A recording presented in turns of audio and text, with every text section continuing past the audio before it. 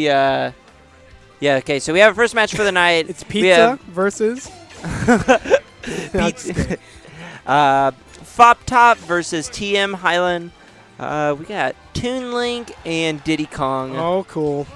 So they didn't reveal their custom sets to us. So it's always exciting as a commentator to look into the match and be like, "Oh, look, that guy's name is F Oh yeah, yeah. I see him post on the Wow. interwebs that he's not. Hylen's not a fan of customs. Nope. Oh, well, at least I mean it's cool to have multiple voices and opinions represented, at least in tournament. If not, consider their point of view. But let's see what he does with normal, boring Link. Sorry. Sorry. All right, now I don't think. Have you seen those gifs of the Diddy Kong with the big old jetpack? Like, okay. Is that a custom? What? Big jetpack custom? Yeah, where it basically you lose a lot of length and traction. You don't go as far, but you hit like a truck. So he'll down throw into so he'll hoo-ha into his up B at like 90 and it kills. Oh, interesting. Or even at 80 and it kills. But actually you would think like, oh, that makes Diddy Kong look really busted, but like you crush his recovery. Yeah, Diddy Kong like it is not worth the trade. Otherwise, I would be doing that. We should all pick Arena Ferox and no sides to worry about recovering, and then pick all the most powerful customers in the game. I mean, that's what I want to do. Like, we'll talk about that later. Yeah. But yeah, in this match, I like the peanut catch and throw. Oh, he was trying to read that roll, so he would have got it with the clip. I'm liking perfect shields. Hopefully, Texas just becomes the premier area for just good perfect shield play, because I don't see a lot of it from other regions. I want Texas to be really good at perfect pivoting too. Yeah, because me and Dakpo are really trying to implement that into our game, because that helps a ton. Like the scene totally just slept on that. Like so like what you're saying, there's a lot of neat things coming out, people discovering things. I have a Twitter feed that has every single Smasher I know on it, so I get the news. Oh, he SD. That's unfortunate. Well. All right, so we're looking at a little bit of camp and anti-camp with the bananas and the Link projectiles. I'm not sure exactly what our Diddy player is going to do to adapt. But yeah, that matchup's actually, I feel like 55-45. 55, that's Diddy's favorite, which is like good because Toon Link is, I don't think, as great as that. Usually it takes an S tier character to have that close of a matchup with, I believe, the best character or second best character, whatever, one of the best characters in the game. So I think that's really fortunate for Toon Link. Anyways, we were totally talking your abilities, perfect pivoting.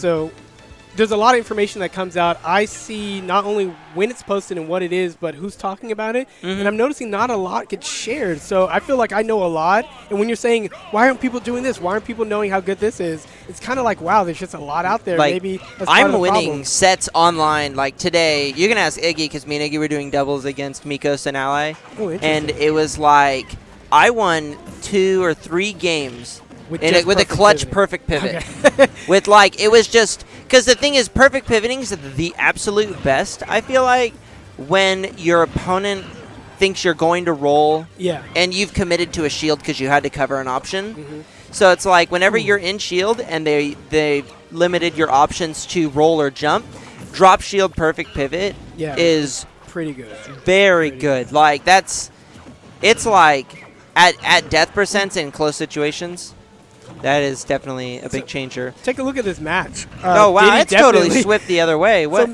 going on? Oh, he didn't ban FD beforehand, he was able to avoid Diddy Kong's down throw to follow up by staying on the Smashville platform. But now he doesn't have that, and so I think he's struggling. And this Diddy looks a lot more comfortable, too. Maybe the Diddy both did the stage switch and got used to the matchup, so he's doing a double adaptation because he also did SD. Yeah. So maybe it should have been closer than like a 2-stock last game. Maybe. Catching those rolls with that early up B. But the thing about there being an early meta and like the tech skills, that there's a lot of useless tech skill, I feel like. That's very difficult to do. Yeah. So it requires a lot of discipline. Because at this point in the early meta, you only get to choose which discipline you want to give certain tech skill. Because like, even though I've been practicing perfect pivot for like 2 months hard, it's like it still is hard to do consistently sometimes. Yeah. So it's like There's a lot of things I just don't think are as practical as others. Ooh, I was going to say Diddy had the early damage lead, but then Hylen was pulling it back with just careful projectiles and being patient. And yeah, so now going for the kill move is so important. Knowing when to go for that move and how to kill early. That was really good that Hylen just sometimes, like that was really good on his part because you'll lose like the mentality like, oh, I have a 150% deficit. And, and they'll just think like, oh, they've already won. But he actually brought it back and took that stock. That was really good on him. Now it is a very close game. And he did it with that classic Diddy read where you anticipate the monkey flip and charge something in the middle of the stage for no reason, apparently. But there's a reason. Of course, using that up B to cover himself again.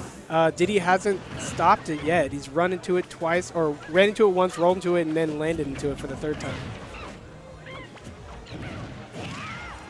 Ouch. So the ability to know how to move into your kill options and ranges and when to go for that risk separates a lot of players from in this early meta, in this early stage of the game. I think, okay, so what makes a great player, like what you do to establish consistency and just, to get results is your ability to snowball. Just basically being able to know, like, I can't overcommit right now. I can't do these kill options, and knowing when to do your kill options, I think is just is key. That was a great read. Oh, man. Just solid play.